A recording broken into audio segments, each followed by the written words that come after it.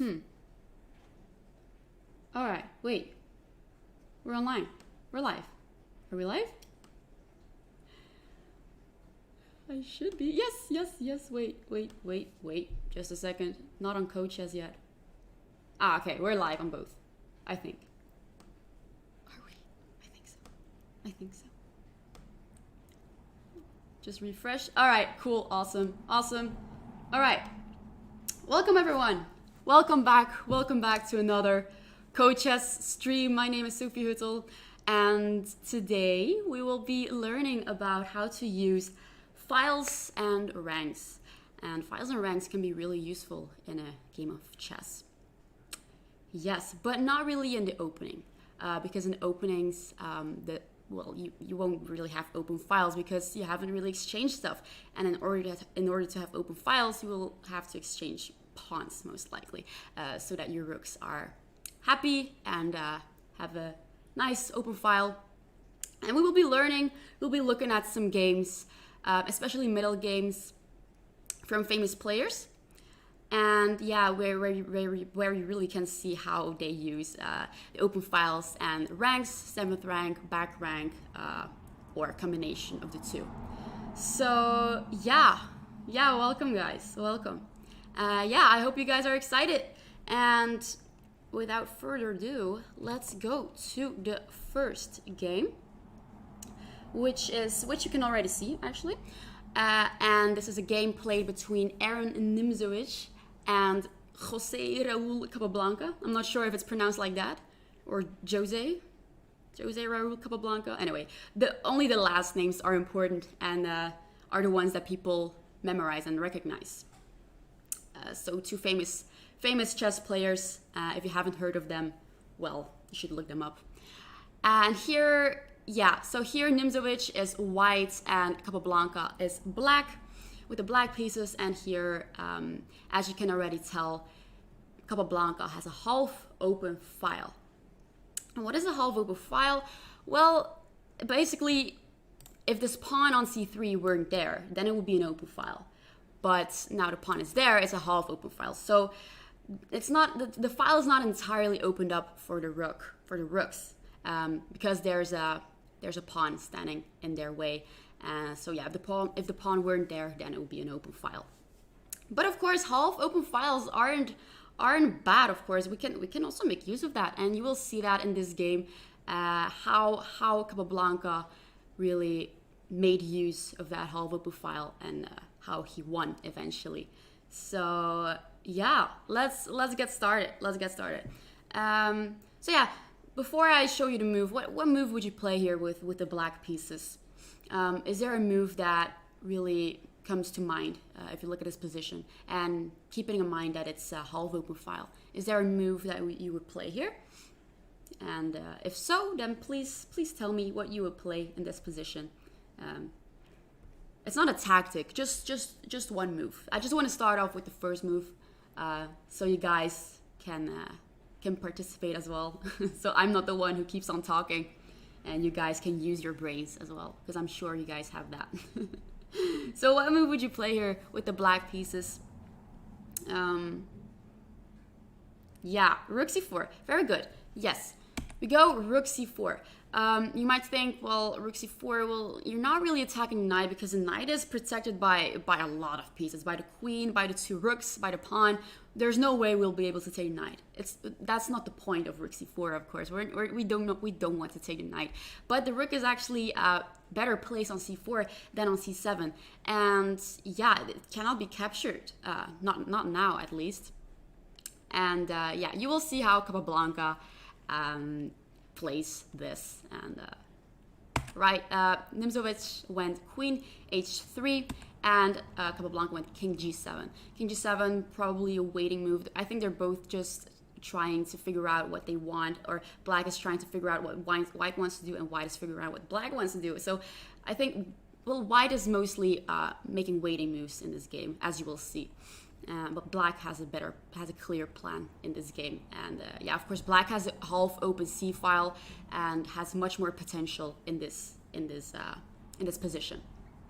Yeah, so now rook f2. it looks like white wants to push the f pawn, right, to f5. But is it really a threat? Not really. We've got a pawn on g6, we've got a pawn on e6, we've got a knight on e7 protecting that square. So even if white pushes the f pawn, we can still take it. So it's not really a big threat. Now black goes a5, pushing some pawns, getting some more space, and yeah. And now, yeah, Nimzovich just went rook e2 back, not knowing what to do. Well, rook f2. Well, at least maybe black thought I wanted to push f5, and he would have played something else. But okay, well, black isn't scared either. So rook e2, just moving the rook back and forth. Why not? White doesn't have much to do, right? Just wait and see what happens. Okay, now Capablanca went knight f5. All right, so here is gonna get more fun. So Capablanca wants to trade off the knight on d4, because the knight on d4 is kind of taking away the fourth rank of this beautiful rook on c4, as you can see. And once that knight is gone, eliminated, then the f4 pawn will be a target, as you can see. So the rook will have total control of this rank. So yeah, it's about files and ranks. So these are two things we should keep in mind. So knight f5, trading off the knight. Also, well, black is actually threatening to win a pawn. So if white doesn't do anything, then black is just gonna take that knight.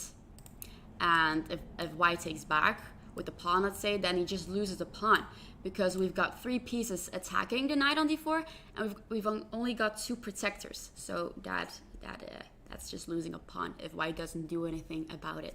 But of course, Nimzovich is not stupid, doesn't want to lose a pawn, and just trades off the knight. Okay, here, Capablanca played g takes f5, and you might wonder, wait a second. Why don't we just take with the e pawn? Because if we take with the g pawn, the queen can just simply take that pawn. But is that a good move, guys? Is queen takes h5 a good move? What would you play here with black?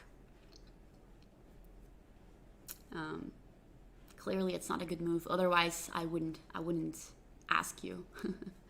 What can black play here after queen takes h5?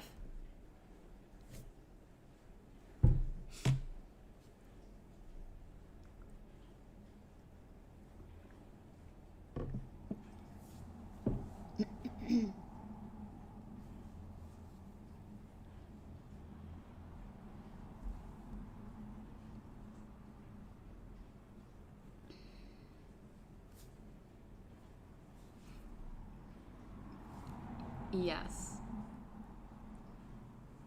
Yeah, okay. Everyone is saying the correct move. Yeah, it's rook h8, and someone says rook h8 or rook takes f4. I don't think rook takes f4 is a good move at all, because the queen is kind of threatening something. The queen can just go to h6, and it's looking a little bit scary. I'm not gonna lie.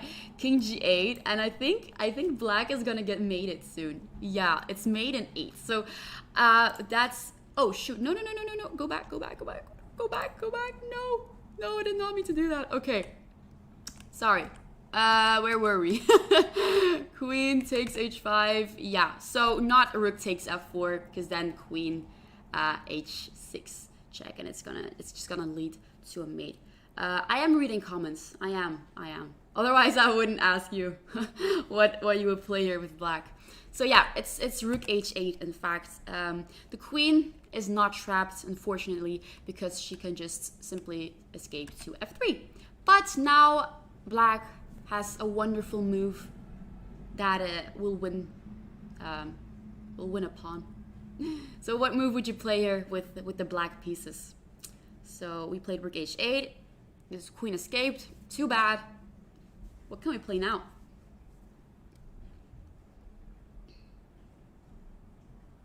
Because we just lost the pawn.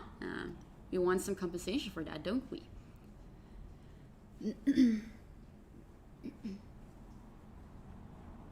Yes, exactly.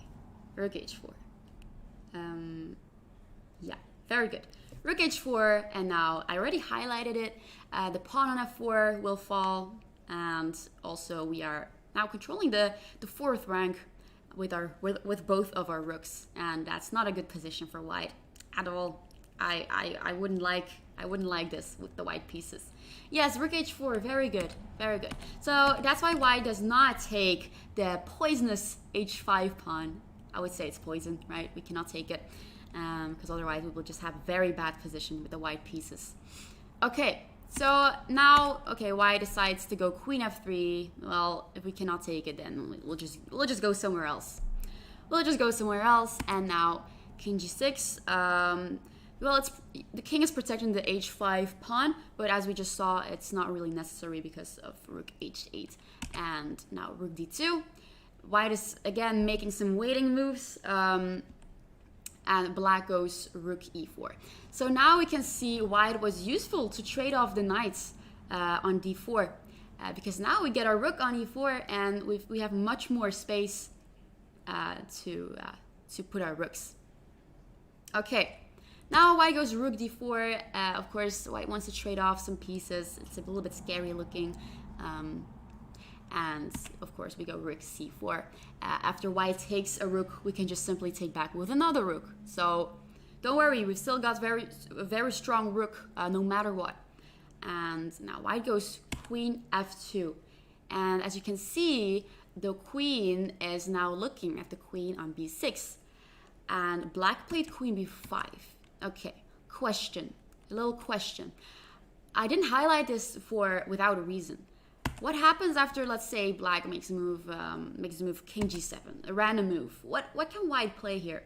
There's a reason why Capablanca removed his queen from the b6 square and went to b5, because he didn't really like the fact that the queen was standing in a diagonal of the white queen. What can white do here? And yeah. After this move, it will be pretty equal. So, what would you do here with the white pieces?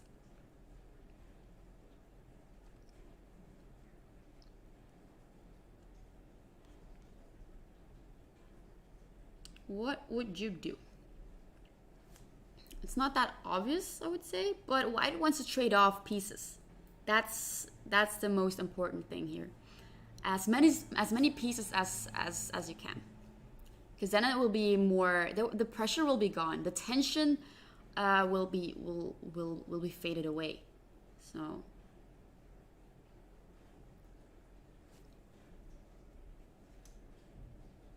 rook e4. Yeah. Well, white can go rook takes c4, and now rook c5. You meant rook c4. Yeah. Rook c4. After rook takes c4, then we cannot take back the rook immediately because our queen is a little bit hanging. Hello, we gotta fix that first. So we gotta go queen takes f2 check first. White takes back, and now we take the rook. And as you can see, we traded off our rook and our queen, and now a lot of tension is just gone. And if you're not careful, it will be a draw. And but yeah, in this position, black has so much pressure and such strong rooks on the fourth rank, and you don't wanna give up on that immediately. So that's why we go queen b5, getting away as soon as possible. And yeah, now king g3. Well, I guess Nimzo was just making some waiting moves. What can he do? He can't really do much. Just move the king up, back and forth, and see what happens. What does black have planned, right? Show me what you've got, is Nimzo thinking. So now the rook takes the rook, pawn takes. What happens after rook takes d4? Yeah. So yeah, Nimzo took back with the pawn, but what happens after rook takes d4? It's not a good move. Because now, white will lose instantly, I would say. Not instantly, but white is very, very bad. Now, what move would you play here with black?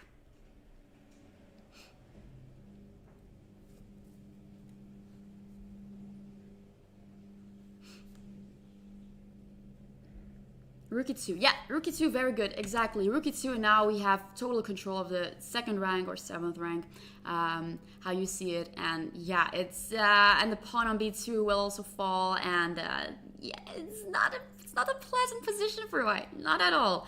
So not rook takes d4, c takes d4. Okay, black goes queen c4, and now you can see white is a little bit tied down to the d4 pawn. And if the rook moves, if the queen moves, then the pawn on d4 will fall. So white is a little bit tied down to that pawn, and also the pawn on f4 is under a little bit of pressure, but not now. Later on, you will see that all of the pawns are a little bit weak. And white goes king g2. Yep, that's a very good plan for white, just moving the king back and forth, up and down. Why not? We don't really have a clear plan with the white pieces, just waiting for death, basically. Now b5, getting even more space, pushing some pawns. King g1, why not? And now b4, and white takes, we take back, and now king g2 back, just moving a king, and queen c1. Okay, now we have control over the 8th rank, or the 1st rank, however you might call it, and we will also get our rook on e4 to e1 as well. Yeah, white is not happy. King g3, well, now we cannot go king g1 because the queen is controlling those squares, so we can only go king g3 now, right? Queen h1 now, rook d3, trying to go to f3 and protect some things, but it's already too late. After rook e1, threatening go to g1 with the check, and also some other stuff. Rook f3 now, and now rook d1. After b3, we go rook c1, and now the idea of rook c1 is to go to c3 and to exchange the rooks, and then we are left with a passed pawn on a c file, and white can just resign. White played rook e3, and Capablanca went rook f1, but it could also have gone rook c3, exchanging the rooks and get a passed pawn. But rook f1 is a better move, because now white, if the queen moves, then it's just going to be mate in a few moves. So yeah, it's not a pleasant position at all. But here you can really see the importance of files and ranks. At first, it was a half open file, as you could see in the beginning. So let me scroll back. It was a half open file, and then at the end, it became an open file, and also some ranks. So yeah, that was a game played between Nimzo and Capablanca. All right, let's go to the next game then. That was pretty long. And now we will go to another Legends, Judith Polgar. Judith Polgar versus Ferenc Burkas in 2003. And this is white's to move. This is a very nice game. It was already over in like 23 moves. A very fast game, but she played very well and really made use of an open file. So yeah, now e4, e6, d4, d5, knight c3, and now we've got a little French. But now white goes bishop g5. Okay, d takes e4, knight takes e4. The knight on f6 cannot take back on e4, of course, because otherwise the queen on d8 will be taken. So we go bishop e7, and trying to castle in the next move, developing the bishop as well. And now white takes, bishop takes, and knight f3. Developing a knight, developing some pieces, and castle. And now we go queen e2. So we're developing your queen and also preparing to castle long. And as you can see, wait, let me just make some more moves. Knight e7, developing knight, and now castle long. As you can see here, we have opposite sided castle.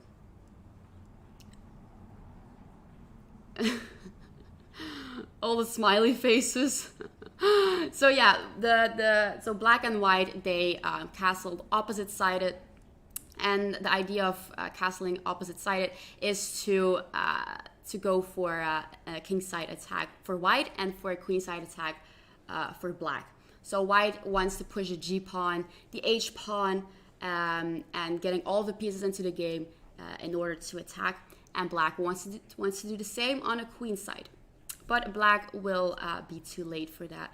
And you will see. Yeah, it's easy to get a pawn storm for white here. Yeah, it can go very, very quickly. So now bishop e7 retreats the bishop, maybe with ID to go knight f6, bishop d3, developing a bishop. It's really important to get all of your pieces into an attack. If you want to attack, you want to make sure that all of your pieces are participating and no one is left behind.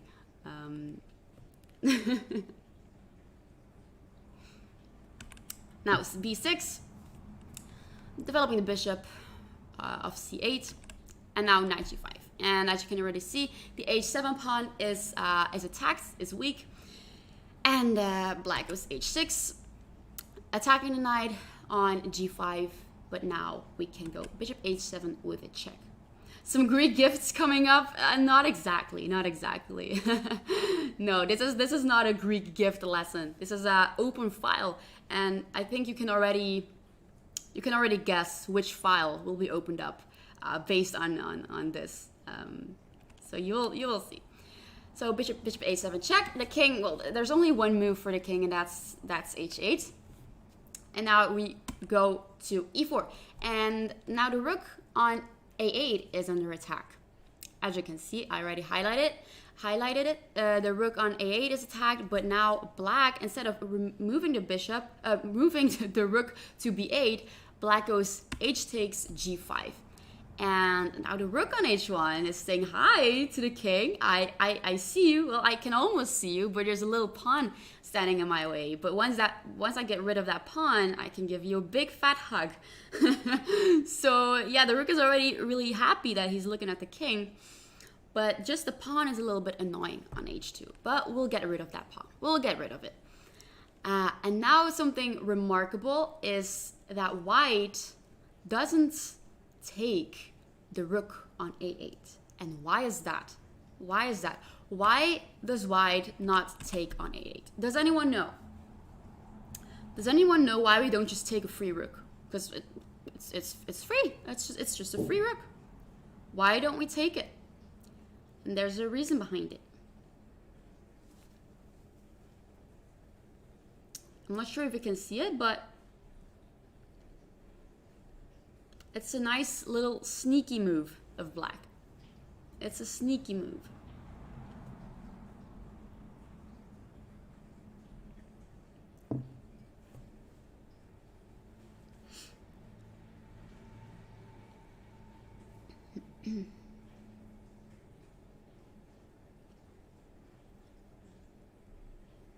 Yeah, exactly. Exactly, Arya. G4 is coming now. Black can attack the knight with the pawn. Yes, g4, exactly. And g4. And now the knight on f3 is under attack.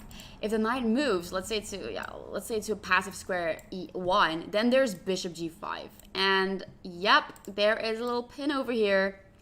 The queen is not happy. The queen is not happy at all. And after f4, trying to block that pin, we've got a little en passant. So never forget that en passant is also a move. So we can just take it and the queen will still be captured soon.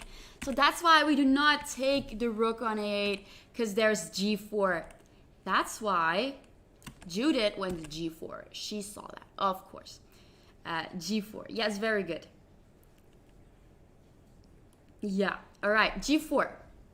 Now, Burkas went rook b8, of course. Now bishop takes a8 is a threat, of course. And we do not, well, black does not want to lose that rook. Okay, now a very logical move. h4, like I said, the rook wants to give the king a big fat hug, wants to get rid of that h2 pawn. And this is the way to get rid of that pawn, trying to exchange that pawn with the g5. And then we have a nice open H file. All right.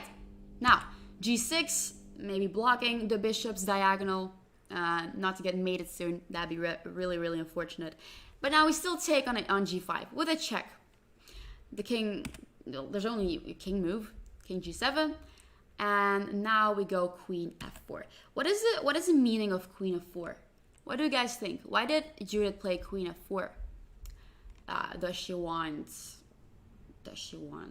well, I don't know. I'm asking you. What does the queen want? What is she doing on f4? Because she's not really attacking anything.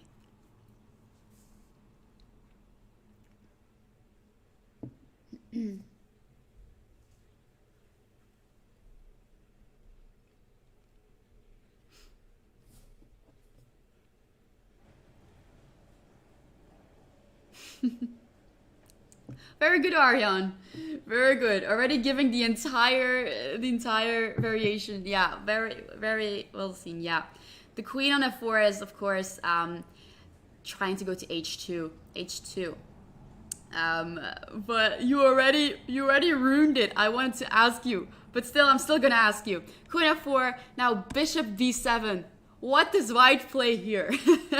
And did not read Aryan's comments. There's an amazing move that white can play in this position. What did Judith play here? It's a very nice move. It's a very nice move. What do we play?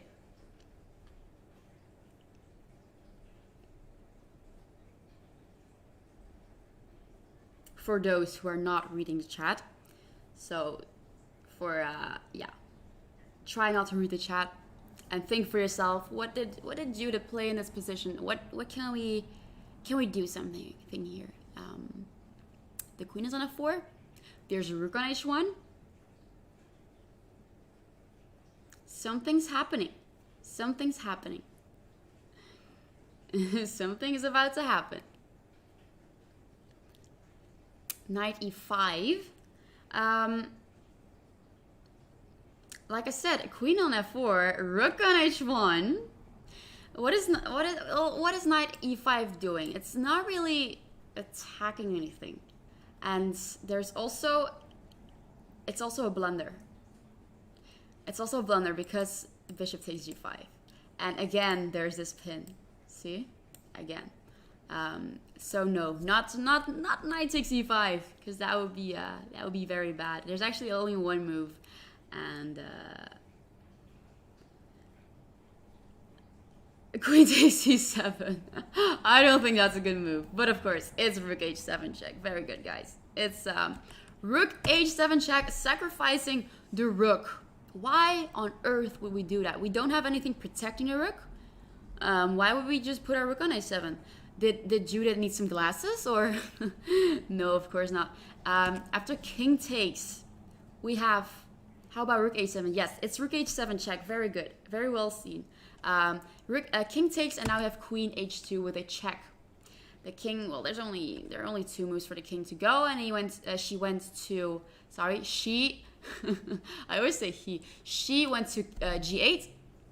and now we go rook h1, and now we're threatening mate in 1. As you can see, we're threatening mate in 1, and there's only one way black can prevent this, and that's bishop takes g5 with a check. That's a check. If it weren't a check, then black would just get mated. But bishop takes g5, and now we take back, and the queen takes with a check. What does Judith play now? Do we move our king, or is there something else? What do we play here? There's only one correct move.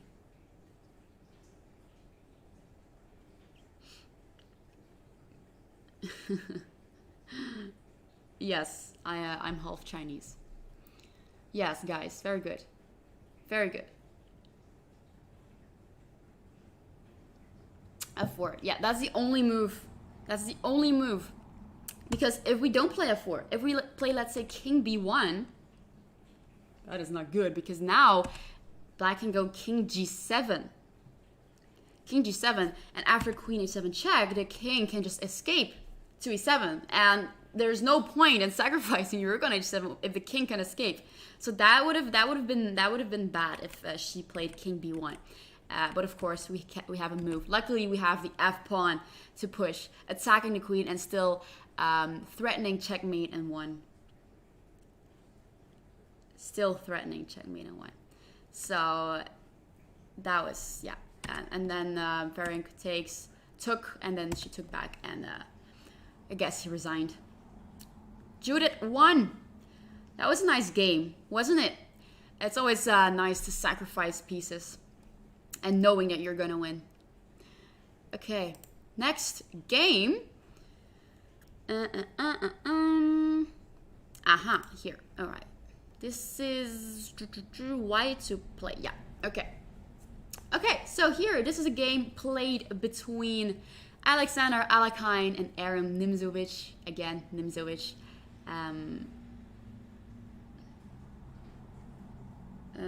What if a king went to g7 instead of g8? Probably would have been the same. Should I go back? Should I go back? Okay, let's go back. Let's go back. I'm not sure where you mean, where exactly, but I kind of have an idea. No, wait, just a second. You mean here, king g7 instead of king g8. But then we have queen h6 check. And if we go to g8, there's no check. And after king g8, then we can take on g6. Sacrifice the bishop. And still threatening mate in one here. And we still got our wonderful rook on d1 that can still participate in the game. So yeah, the thing is, yeah, we have a check here. So that's why. Yeah, exactly, Aryan. Exactly. So, okay, let's go back to this one. So this is Alekhine versus Nimzovich. Alekhine with the white pieces and Nimzovich with the black pieces. Okay.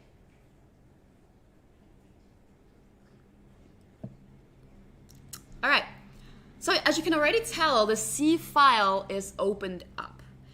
And it's very important to be to put all of your pieces on an open file. You want to be the one to dominate.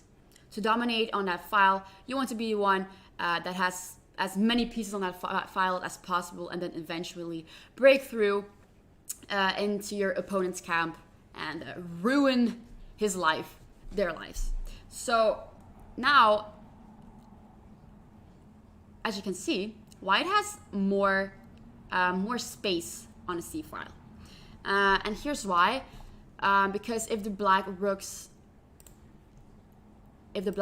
are on c8 and on c7, well, they only have 2 squares, right? And white, in contrary, white has these. Even though the white rook cannot go to c5 and c4, I know, but it's just the principle. You can just see that white has much more space on the file.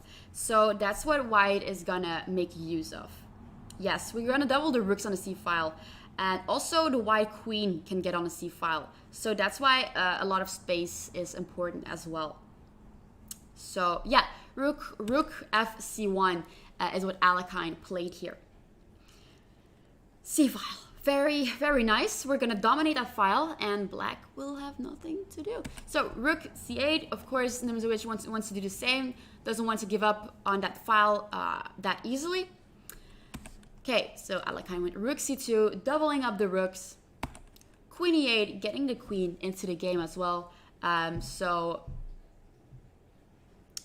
she will can protect the knight as well, and also protect a little bit on the queen's side. All right, now rook c1. Of course, that makes sense. That makes sense because, well, we want to put as many pieces on that file as possible.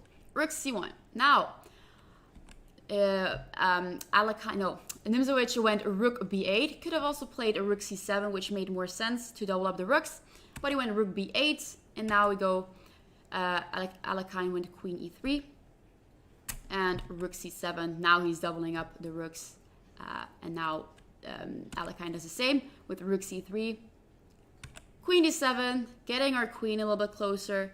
Also with the idea to get the king a little bit closer to the queen side. to protect the pieces there and try not to lose the knight on c6, trying to protect as good as he can. Rook c2 with idea to go queen c1, and king f8 now, getting the king closer, like I said. Now queen c1, attacking the c6 knight, so black's gotta defend it. And as you can already see, white is really dominating on the c file. White's got 2 rooks and a queen, and black is a little bit crammed together. Everything is stuck together, as you can see. All right. Ooh. All right. So now bishop a4. Why did Alekhine play bishop a4? Is there a purpose behind this? Why did Alekhine play bishop a4? It's a weird looking move. Why did he do that?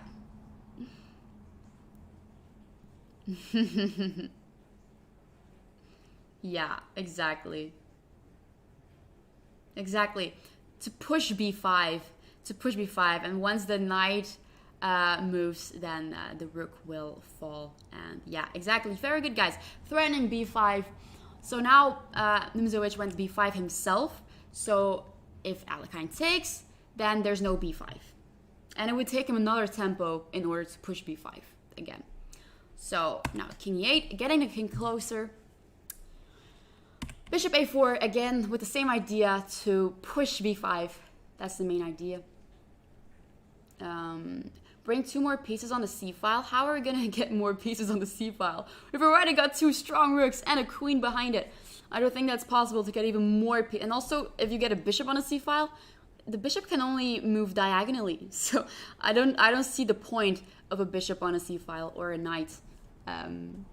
So yeah, king d8, and now white went h4, and you will see a Zugzwang position.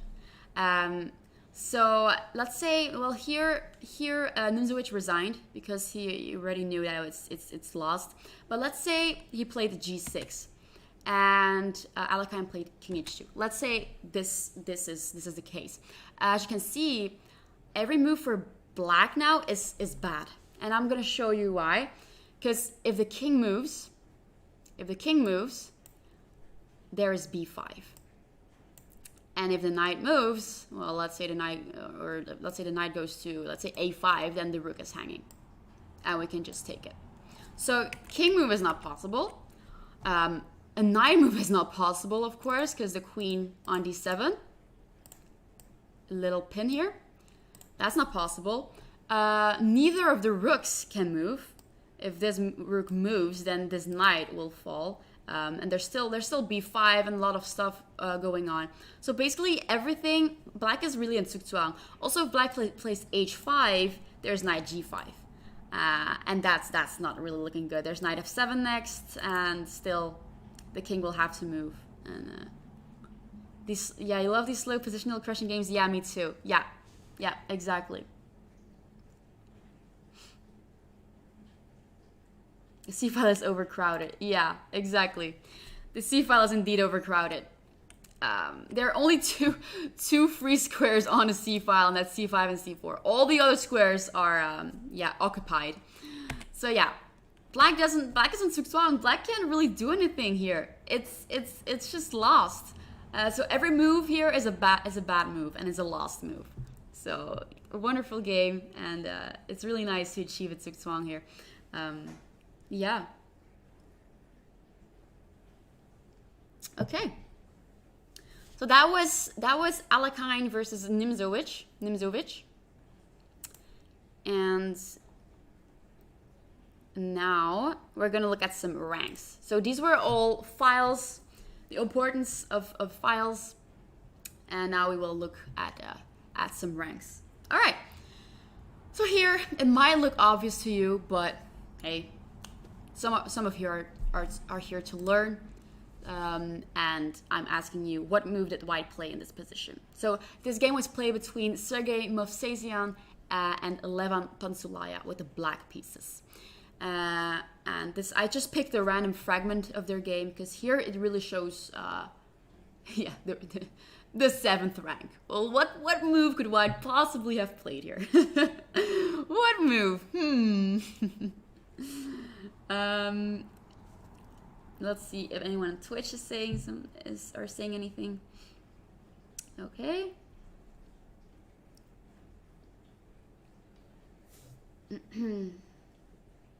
Yeah.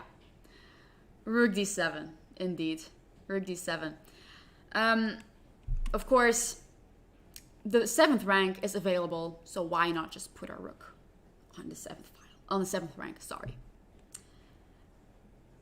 Queen c4 or rook d7. Yeah, it's rook d7 because, well, the theme here is the 7th rank. And so rook d7 is basically controlling the entire 7th rank, but also attacking the f7 pawn, as the rook on f1 is attacking it as well. So what will black do about this?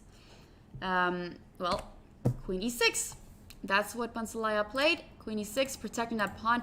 White, of course, will not take that pawn with the rook, because otherwise, well, let's say if we take, black is just going to take back with the queen. Or not. Well, he will just have two rooks versus a queen. But, okay, maybe king e8 is also possible. I know, queen... Yeah, queen takes f7, rook takes, and then king takes. And then we will have 2 rooks and an extra pawn versus a queen. And that's pretty hard to play for white, in fact. That's pretty hard. But, yeah. Anyway, we do not take here. We go queen d2. Getting our queen into the game as well. And also defending the rook on d7, of course. Your thought went on the isolated pawn. Ah, okay. Ah, that's why you want to... Okay. No, we're not focusing on an isolated pawn. We wanna look at the 7th rank and checkmate black. That's what we want. We want black to resign.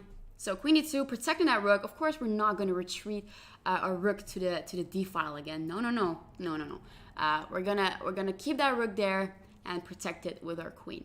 Okay, now rook e8, and white went queen d6 with a check, little check. And,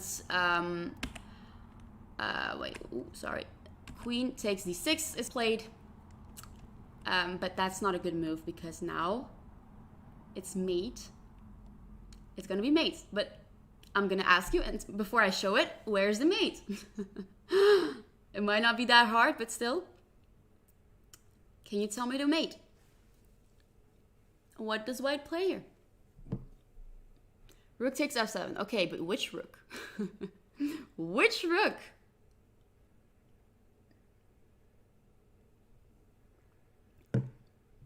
It's mate in 3. Yeah, it's mate in 3. Rook takes f7. Which rook? Yeah, very good. Of course, the f rook. Yeah, if you take with the d rook, well, there. Yeah, that's just nothing. We have nothing here, and black is just winning. Of course, we take with the f rook with a check. The king only has 1 square to go to g8, and after we take, the king has only 1 square to go, and it's checkmate. Very sad. And the black was probably hoping to also have a back rank mate with queen d1 or rook e1, but no, it's already too late. It's too late. Obviously, yes, but I was just testing you guys if you were sharp today. Okay, that was that, and let's go to the next one. All right, so here I'm not gonna give you any hints, but my question for you is, how can we make use of a rank? A rank, just a rank. I'm not gonna tell you which rank. So yeah, I'm gonna let you think. Which rank can we make use of? Tell me. Tell me.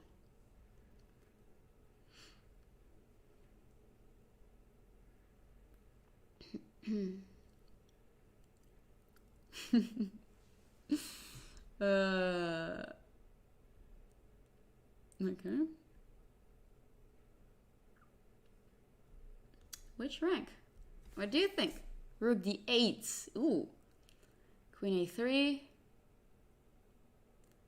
Are we making use of a rank then? But keep in mind, black is also threatening things. You should keep this in mind. The f4 pawn is hanging. The f5 knight is hanging as well. So we also got to keep that in mind. So if you want to go queen a3, well, I suppose black is just going to take that pawn. And, well, which rank are we making use of? I'm not sure. But also queen can just take there. But yeah. Anyway. Yeah, what does white play?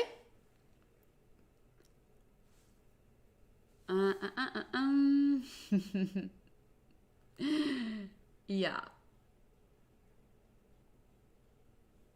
Very good. Very good. I didn't want to tell you which rank. If I said back rank, then you guys might think in that direction of back rank mate. So that's why I didn't tell you which rank. But of course, it's mate in a, oh, I'm being called. Sorry. Cannot pick up. But yeah, it's indeed queen takes f6 check. And after rook takes, we've got a rook d8 check with a mate following up. Well, the queen goes c8, we take, rook goes to f8, and we take, and it's just a back rank mate. Come on, stop calling.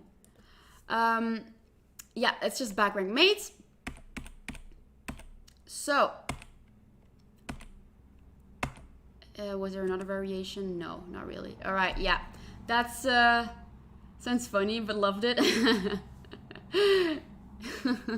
Yeah, it was queen takes the horsey and not rook. Someone said rook d8 immediately. I don't think that's a good move. That's okay. Well, that's taking advantage of a rank, of course. And the idea is if the rook takes, you're getting that rook away from that knight, and then you can take there with a check. And if the king moves, then we have checkmate, right? But the thing is, like I said in the beginning, after rook d8, the pawn on f4 is a little bit weak and is hanging, and also the knight is hanging. So now black can just take that pawn. Black can take that pawn, and I think it will just be a draw because there will be a lot of checks, maybe perpetual. So yeah, that's that. But yeah, okay. That was just a mate in a few moves and making use of the back rank. So that was a back rank mate. Okay, last game, last but not least, we got a combination of a rank and a file, but we've already had that a few games ago. But I wanted to show you this game as well because you can really see that Alekhine made use of files but also ranks. So yeah, let's get started. So here, Alekhine is white, and the black pieces are Fred de Worst Yates. All right, d4, knight f6, c4. I'll go a bit faster over the opening because, well, otherwise it's just gonna take too long. Sorry. So we got a little queen's gambit declined, didn't take on c4. Now he does take, knight e5. Okay, now I'm gonna go a little bit slower. Knight e4, placing our knight on an active e4 square, and now black made a little mistake. He played f5. f5 is not really a good move because black is now gonna get a little cramped position. A better move would have been queen a5 check, but f5 is not really a good move. But of course, it's attacking the knight. It's doing something. So now we take the bishop on e7. Black has to take back, otherwise he loses the queen. And knight d2. Oh, I think any opening is good. You should really focus on your end game and middle game. So it doesn't for beginners or like 1600s or 1700s. It doesn't really matter which opening you play. So Alekhine defense is good. So yeah. All right, knight takes e2. Now b5, attacking the bishop, and we take that knight. Okay. now black took back with this pawn. Why didn't black take back with the e-pawn? Why didn't black take back with the e-pawn? Why didn't he do that? It might seem obvious, but for some people it's not obvious. So that's why I'm asking it. It's not obvious for everyone. So open e-file.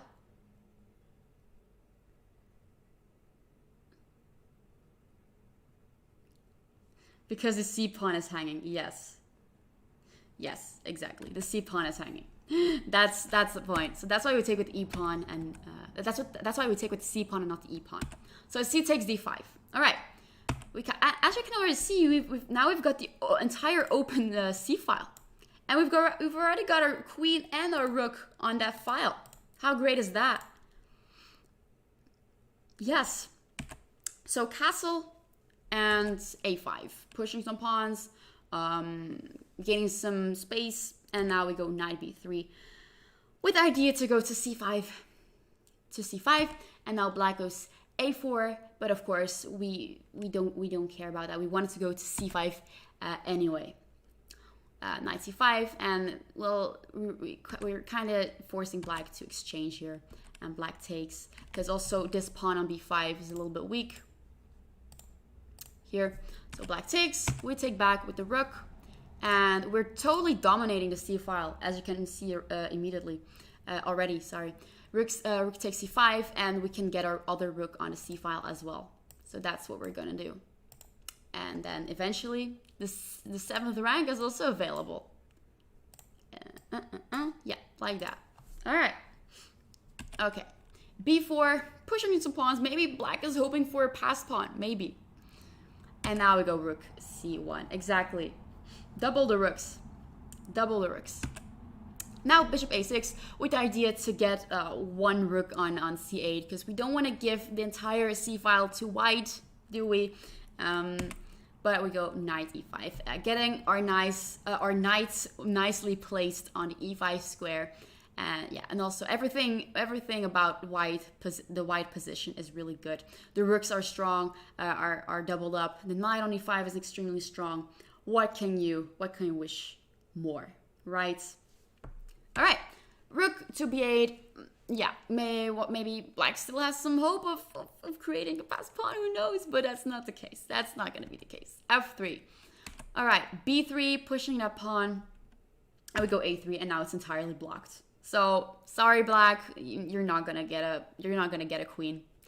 a3 now, and h6. We're getting our king a little bit closer. Black does the same, and now h4. And h4 is preventing g5 to push g5 for black. So, and now rook f8. King gets a little bit closer. Rook to b8, and now finally we go rook c7. Now finally we're making use of the wonderful 7th rank. The entire rank is ours. The entire c file is ours. Everything is ours. So yeah, we're gonna win. All right. So bishop b5, black goes, and rook to c5. Bishop goes back. Just moving back and forth. Well, black can't really do anything, right? Black doesn't have any open files. And the only hope he had was to push the b pawn and hope that white would take, and then black could get an open a file. But nope, everything is closed except for the c file, and that's all for white. Also the knight on e5 is very strong. And now we go rook c6, and now we are dominating the entire c file, the 7th rank, but also the 6th rank. So why didn't black play rook c8? Let me go back.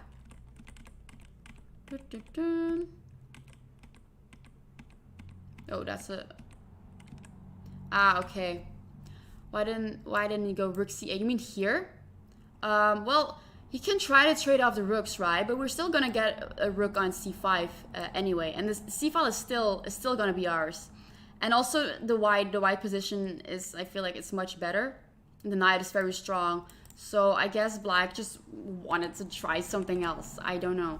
I'm not sure what Fred was thinking. But yeah, okay, let's go back. Okay, so where were we? Oh, way too far. All right, rook e8, protecting the e6 pawn. Protecting that. Okay, now king f4, king g8. Yeah, well, black just moves the king back and forth, and now we push our pawn to h5. Yeah, gaining some advantage, gaining some space, and not allowing any pawn pushes. Bishop f1, attacking the g2 pawn, and we push it. We push it, and black was back. Rook f7 now. We can go to rook f7. We can go to f7 because the knight is protecting that square. Wonderful. And now king h7. We go rook c7. And now we have total control over the 7th rank. The g pawn is very weak. It's definitely a target, and the knight also can come into play. Rook g8, of course, protecting that pawn, but black is already losing. Wasn't g5 checkmate? Ooh, what? g5? I don't think so. You mean here somewhere? No, that's not checkmate. You mean here. That's funny. Here, g5 checkmate. The thing is, white can take this en passant. So it's not a checkmate. But yeah, okay. I can see why you thought that was a checkmate. Funny. Okay, that's a funny move. Yeah, if the pawn weren't there, then yeah, sure. So let's go back. Okay, now knight d7 with the idea, of course, to go to f6 with double attack. And the pawn cannot take back because it's pinned. So, knight d7. And now after king h8, we go knight f6 still, because after black takes the knight, we will be able to checkmate. You forgot about en passant? I thought so. No. Yeah. So now rook goes there. Maybe white wants to trade off the rooks. Maybe white is in a happy mood and wants to trade off the rooks. Nope. We take on g7. Of course. You want to checkmate. And after rook takes, we go queen. There's no queen. King e5, and it's just gonna be checkmate soon. Let's say the rook. If the rook goes to f8, then it's just gonna be mate here on g7. So the rook doesn't really. The rook can't really go anywhere. But yeah, that is very sad. So yeah, that would just be a checkmate, and yeah, black resigned. Yeah. Very good. All right, that's all I have for today. Very nicely timed. Wow. Exactly 1 hour. Yeah, so those were 6 games. Yeah, which game did you guys enjoy the most? I really enjoyed the Judith Polgar game, but also that game of Nimzovich. But yeah. Yeah, I had a lot of fun. So I hope you guys did too. So yeah, that's it for today. And I will be back on Wednesday next week again. So see you later. All right. Have a nice day or evening.